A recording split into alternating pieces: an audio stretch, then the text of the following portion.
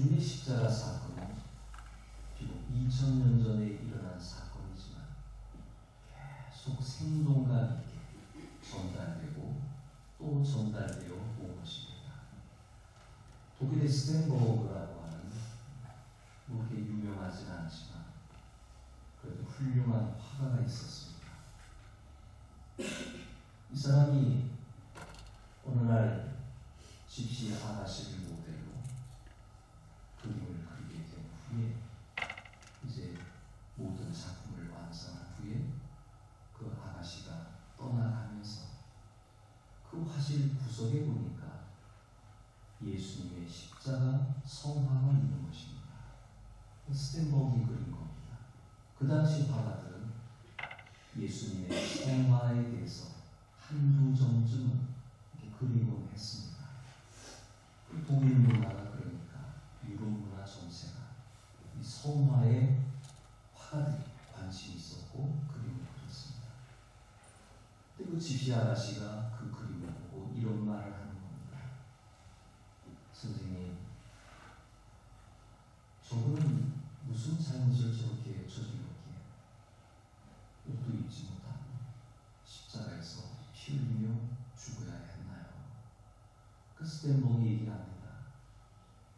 저분은 의로운 분입니다. 죄가 있는 분이 아니라 모든 사람의 죄를 위하여서 저렇게 십자가에서 고난을 당하셨던 것입니다. 그러면 그 모든 죄라고 하면 나의 죄도 저분이 용서하셨나요? 맞습니다. 그러면 선생님의 죄도 저분이 용서하셨나요? 예, 맞습니다. 근데 사실 이 화가는 예수님에 대한 신앙이 없었던 사람이에요.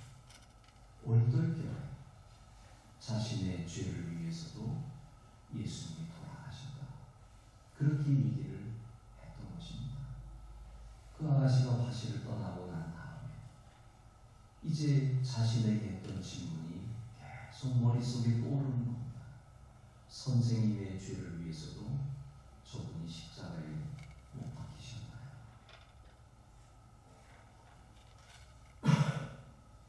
이 말이 그의 머릿속에서 떠나지 않습니다. 밤늦게까지 그 질문이 계속 되어졌고 그러다가 드디어 주님께 사랑을 고백하기로 했습니다. 예수님, 지금까지 예수님을 가까이 하지 못하고 살아온 죄를 회개하오니 용서하여 주시옵소서. 그 기도 후에 그는 결심합니다. 이제 앞으로 저의 삶을 예수님께 드리겠습니다. 주님을 위해서 살겠습니다. 그리고는 그가 화실에서 자기가 그린 성화의 밑에 하나의 문장을 집어넣게 됩니다. 내 너를 위하여 몸 바쳐 피 흘렸건만 너 나를 위해 무엇을 하느냐. 자신의 삶을 주님께 드리고 싶은 마음이 생겨났다는 것이 매우 중요합니다. 근데 이 그림이 오늘 화실에 걸리게 되었는데 한 사람이 그 그림을 주목하게 됩니다. 가만히 보면서 마치 자기 온몸이 감전된 것처럼 그림을 보면서 고개를 숙입니다. 그리고 감동을 받으면서 이런 고백을 합니다. 스텐버그와 똑같은 고백을 하게 되는데 나의 삶 전체를 당신에게 드리겠습니다. 이 사람이 그 유명한 독일의 진젠도르프라는 사람입니다. 그림을 통해 그는 큰 감명을 받았습니다. 이걸로 끝나는 것이 아니라 체코의 그리스도인들이 박해를 받았을 때 독일로 건너오게 됩니다. 그리고 독일에서 진젠도르프를 찾아가게 됩니다. 그에 대한 소문이 좋게 났기 때문입니다. 그리스도인들을 돌봐준다는 이야기를 듣고 체코에 있는 사람들이 그의 용지로 찾아갑니다. 선생님, 우리는 종교의 자유를 찾기 위해 여기까지 왔습니다. 우리가 예배할 수 있는 공간을 좀 주세요 라고 부탁했을 때 이 독일의 영주인 진젠도프가 그들에게 한 땅을 그들에게 제공을 하게 됩니다. 여기서 당신들이 신앙생활하고 여기에서 살아가십시오.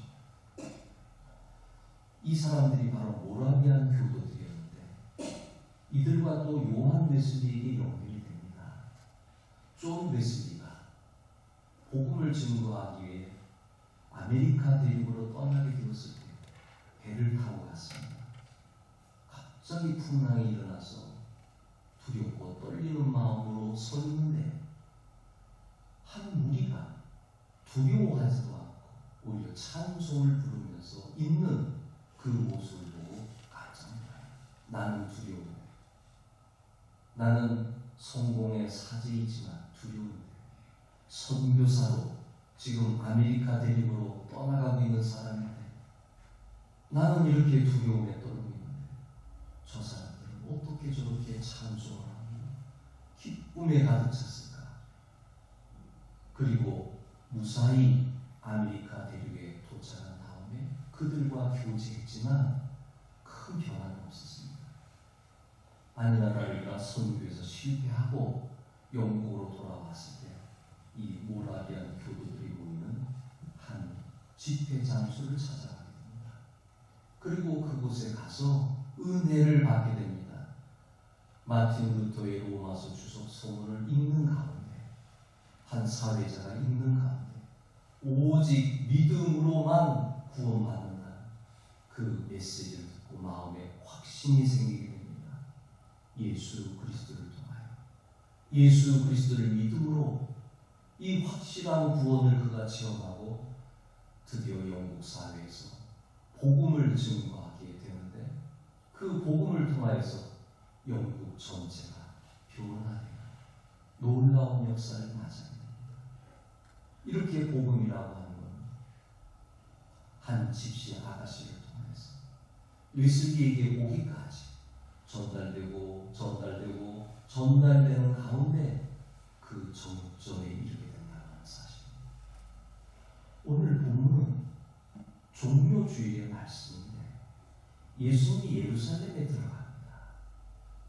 십자가 지기 위해 들어가는 겁니다. 그런데 뜻밖의 장면이 나오지 않습니다. 사람들이, 군중들이 예수님을 환영하며 맞이해 주고 있습니다. 그리고 손에 종려 바지를 들기도 하고 자기 옷을 펴기도 하고 하면서 예수님을 맞이하게 됩니다. 이렇게 맞이하게 된 배경에는 그동안 예수님에 대한 소문이 있었다는 겁니다. 놀라운 기적의 역사, 놀라운 은혜의 역사를 사람들이 듣고 듣는 가운데 저분은 보통 분이 아니다. 저분은 왕이다, 메시아다, 구약 성경에 예언된 메시아로 우리에게 왔다는 확신이 생겼습니다. 그들은 그런 믿음으로 예수님을 환영하고 박수치고 찬양하면서 예수님을 맞이했던 것입니다. 그들의 환영 속에서 예수님은 당신의 길을 걸어가게 되는데 이 종료주일의 의미는 이렇게 수많은 사람들에 의해서 예수님이 알려지고 대단한 분이다 하는 것 가운데 웨슬리처럼 클라이막스에 도달해서 영국 사회를 변화시켰으면 좋은데 예수님은 십자가 지고 그냥 끝나버리신 거예요. 근데 그 십자가 사건이 위대한 사건이 되어서 오늘날 전 세계에 복음이 증거됐기 때문에 그러니 우리는 십자가를 제대로 봐야 되는 겁니다. 실패가 아닙니다. 이거야말로 주님의 구원 사역의 정점이었다는 사실입니다. 이 정점에서 우리는 오늘 예수를 믿게 되고 전 세계 많은 사람들이 구원을 받게 되는 겁니다. 그런데 많은 사람들이 이스라엘 백성처럼 그 당시 이스라엘이 로마 제국의 압제를 당했기 때문에 우리 한국이 일본의 압제를 당했듯이 그들이 로마 제국의 압제를 당했기 때문에 예수님이야말로 정치적인 해방을 주실 분으로 알았기 때문에 그 믿음을 가지고 환호하고 박수하고 예수님을 영접을 했던 것입니다. 그들의 초점이 잘못된 거죠. 예수님은 단지 이스라엘을 해방시키기 위해서 이 땅에 오신 분이 아니라는 사실입니다. 그것은 우리가 잘 아는 대로 영혼 구원이라고 하는 영적인 세계의 해방, 이것이 매우 중요했기 때문에 예수님은 십자가라고 하는 그 어마어마한 짐을 대신 짊어지시고 돌아가셔야만 했다는 사실입니다. 우리는 예수님의 십자가 사건을 통하여 하나님을 찬양하는 일이 지금 일어나고 있습니다. 호산나, 우리를 구원하소서라는 뜻인데 우리를 구원해달라고 고백하는 가운데 지금도 전 세계에서 많은 사람들이 예배를 드리고 있습니다. 이 지구상에 해가 뜨고 해가 진다 이렇게 표현을 해본다면 가장 처음 예배 드리는 곳이 어디냐면 피지선입니다. 이곳이 가장 주일이 되면 가장 먼저 예배 드리는 장소가 됩니다. 그리고 이 성을 이 예배 후에 호주 지역으로 이제 건너가서 거기서 예배 드리는 사람들이 주일이다 해서 예배를 드리게 됩니다. 남태평양에서 시작된 예배는 뉴질랜드의 마오리 쪽을 거쳐가지고 그 다음에 일본으로 건너가서 예배를 드립니다. 소수이지만 일본에서 예배드리고 그 다음에 중국, 동국, 삼성이라고 하는 그 우리 북한의 위쪽의 지역에 있는 그 지역에서 예배를 드리고요. 그 다음에 제가 선교할 우스리스크 지역에서 예배드리고요. 그 다음에 1시간, 2시간 시차 차이가 있는 한국에서 우리가 지금 오전 11시에 예배를 드리고 있는 것입니다. 그 뒤를 이어서 동남아시아의 필리핀, 인도네시아, 보르네오, 자바, 중국, 대만에서 시차적으로 그들이 뒤이어서 예배를 드리고 있습니다. 그런데 그 다음에 티베트와 중앙아시아의 투르키스탄에 가면 예배가 없습니다. 공식적인 예배가 없습니다.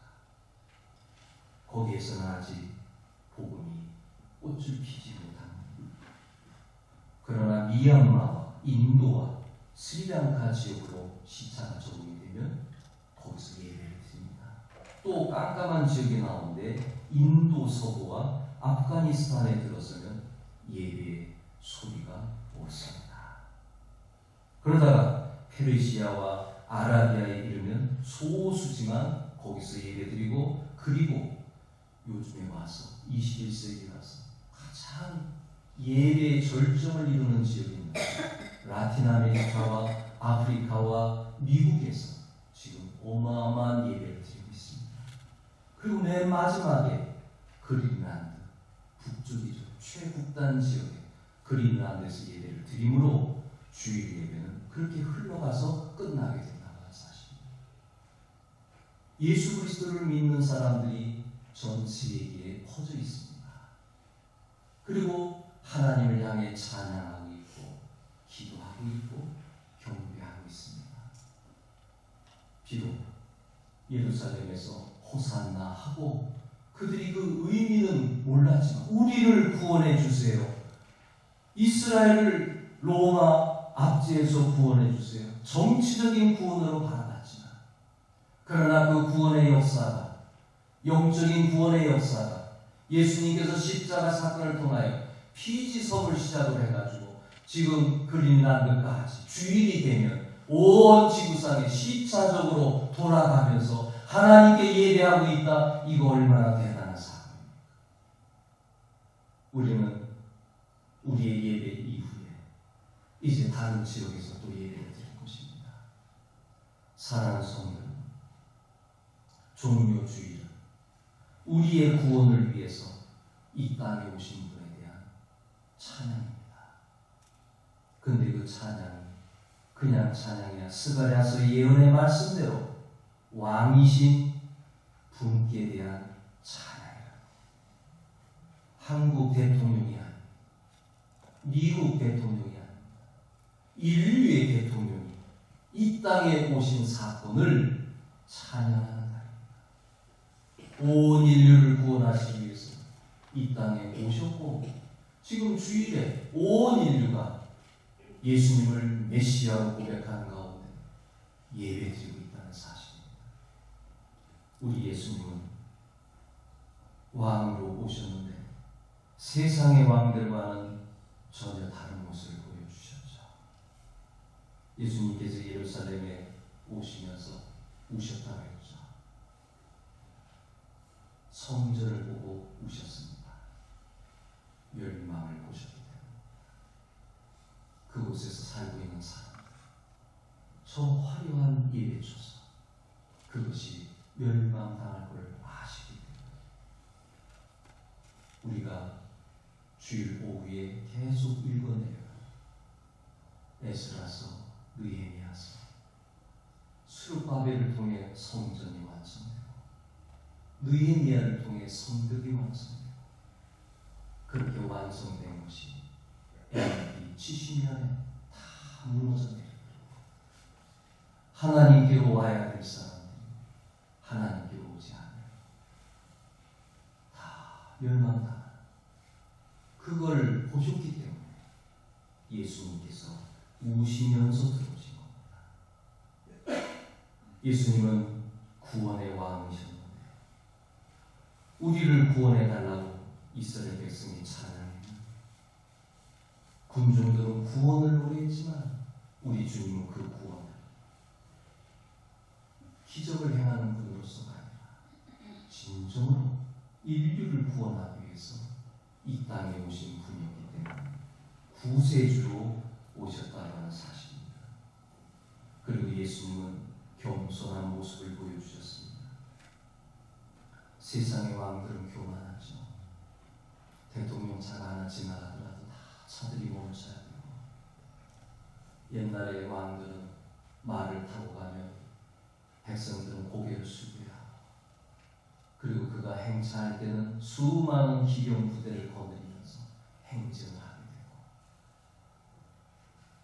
요즘 사람들은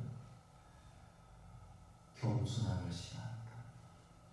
옛날에 왕을 닮아서 그런지 자꾸 높아지고 싶고 인정받고 싶고 또 예수 믿으면서도 예수님이 이런 겸손은 배우지 못하고 나 대단한 사람이라 나 하나님의 사람이라 나 능력의 사람이라고 나 이마이만 교회를 만들었다고 그런 교만함이 고개를 숙여야 되는데 고개를 들면서 예수님과는 전혀 다른 차원의 모습을 가지고 정정당당하게 살아가는 그 모습을 보면서 뭔가 새로워져야 되는데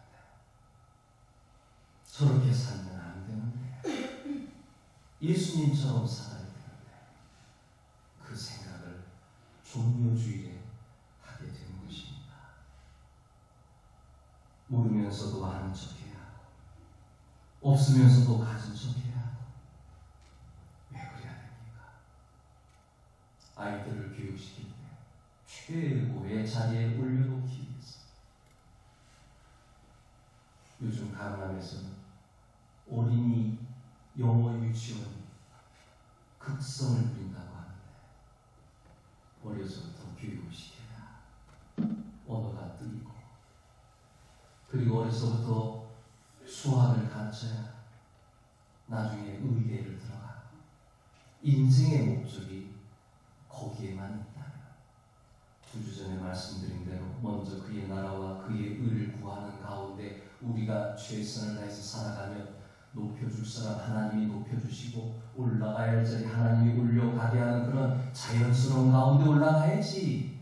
인생의 최고 목적이 그냥 자녀들 어려서부터 유치원 때부터 영어 교육시키고 수학 교육시켜서 나중에 의대 보낸 다음에 허망하다 할 것이 아니란 얘기입니다. 그렇게 높아간들 못합니다. 인생의 의미가 무엇입니까? 이걸 한 번쯤은 생각해 보면서 살아요. 그것 때문에 우리가 살아가는 거예요. 그건 아니잖아요. 오늘 내가 예수를 만나서 행복한 사람으로 살아가면서 들어와도 복을 받고 나가도 복을 받는 삶으로 살아가고 내 마음에 평안이 있고 행복이 있고 지금 주님이 오신다 할지라도 아멘 주 예수여 오시옵소서 주님 맞이하면서 살아가는 이 삶이 행복한 삶이 아닐까요? 높아지면 어디까지 높아져야 되는 겁니까? 올라가면 어디까지 올라가야 되는 것입니까? 예수님은요 나귀 새끼를 타고 오셨다니까요. 보잘것없는 짐승을 타고 들어오시고 이걸 보고 느껴야 되는 겁니다. 그냥 겸손 자체이십니다. 당신의 몸을 십자가에 어린 양으로서 그냥 이 땅에 오신 거예요. 나귀 새끼를 타고 오셨다. 주님이 이루실 구원을 보여주는 겁니다. 그 구원은 겸손한, 그 구원은 요란하지 않습니다. 그 구원은 사람들에게 대단하다고 얘기하는 건 아닙니다. 십자가를 지고 나를 따라와라. 그 말씀입니다. 주님이 걸어가신 그 길을 조용히 묵상한다. 그러게 겸손하신 이 예수님은 사람들의 환호 속에 어떻게 대우하셨나요? 군중들과 악수하지 않았습니다. 함께 좋아하지 않았습니다. 함께 즐거워하지 않았습니다. 별다른 반응이 없었습니다. 요즘 대통령 선거 앞두고 가는 곳마다 후보자들이 환호를 받으면서 내가 이 나라를 살리겠다 그렇게들 하죠. 살립니까? 대통령 한두 번 심어봤어요? 이 사람도 심어보고 저 사람도 심어보고 계속 심어봤잖아요. 마음에 안 들어 또 바꾸기도 하고 또 새로운 사람을 세우기도 해봤잖아요. 어디에 희망이 있습니까? 사람에게는 희망이 없습니다. 기도할 뿐이죠. 이번에는 그래도 좀 온전한 사람이 대통령이 돼서 이 나라를 잘 다스리길 바랄 뿐이죠. 거기에 무슨 희망이 있습니까? 우리의 희망은 오직 하나님에게만. 그분 안에서 다 좌지우지돼 나가는 거예요. 우리 상도교회도 하나님에 의해서 움직여 나가는 거예요. 우리 기독교 대학 방류회도 하나님에 의해서 움직여 나가는 거예요. 다른 게 뭐가 있습니까? 세계 전체의 교회가 하나님의 손에 의해서 움직여 나가. 하물며 우리 자신은 더하죠. 우리 자신도 하나님에 의해서 움직여 나가는 거예요. 그 움직임 가운데 하나님께 쓰임 받으면 감사하고 하나님께 영광 돌리면 더 좋은 것이고 그렇게 우리는 하나님과 함께 살아가는 것입니다. 예수님은 환호하는 무리들에게 응답하지 않았습니다. 침묵하셨습니다. 그냥 걸어가야 할 길 그대로 걸어갔습니다. 왜 그렇습니까? 인류의 구원을 향한 길입니다. 그들이 요구한 대로 이스라엘을 로마의 압제에서 해방시키는 일이라면 그래 내가 해줄게 하면서 그들과 환호하면서 응답을 하셨겠죠. 근데 예수님의 구원의 목적은 이스라엘의 정치적인 해방이 아니라 인류의 구원이었기 때문에 그 길을 위해서 그냥 묵묵히 걸어가셨던 것입니다. 한 걸음 한 걸음 무슨 말이 필요하겠습니까? 그 길을 갈 뿐입니다. 사람들의 동의를 얻을 필요도 없습니다. 사람들을 설득시킬 필요도 없습니다. 사람들에게 자기를 피할할 필요도 없습니다. 목적이 그것이기에 인류를 구원하는 목적이 십자가에 있기 때문에 십자가의 길을 그냥 걸어가시는 겁니다. 사랑하는 성도 여러분, 우리들이 그리스도인으로 살아가는 이 걸음이 예수님처럼 그 걸음이 되시길 바랍니다. 뭘 자랑하겠습니까? 무슨 영광, 부귀영화를 누리겠습니까? 주님이 걸어가신 그 길을 우리도 걸어가면서 하나님 나라를 한 부분 확장시켜 나가는 것이 우리들이 해야 합니다. 여기 이 자리가 꽉 채워지는 가운데 하나님의 백성들이 만들어지게 하는 것, 그게 우리가 할 일입니다. 이 자리가 채워지면 또 다른 사람들에게 나아가서 예수를 통하여서 하나님 나라 백성으로 만들어 나가는 것이 우리들의 일입니다. 더 나아가서 전 세계 선교사를 보내는 가운데 우리가 하나님 나라의 복음을 확장시켜 나가는 것이 우리의 일입니다. 이거 외에 뭐가 있겠습니까? 주님의 뜻을 따라 그냥 걸어 나가는 것. 그러기에 우리가 가져야 될 것은 우리는 확실한 믿음을 가져야 되는 것. 이거 외에는 없습니다. 아프리카의 어느 부족은 성인식을 거칠 때 옥수수 밭길을 걸어가게 한다.